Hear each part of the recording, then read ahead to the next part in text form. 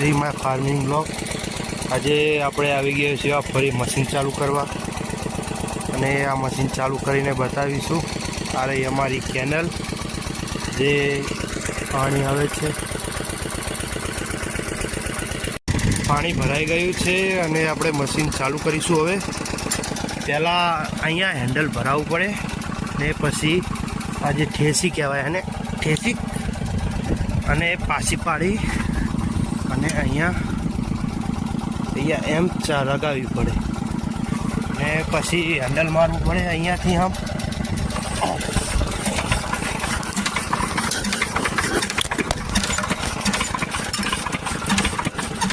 ચાલુ થઈ ગયું છે આપણું મશીન।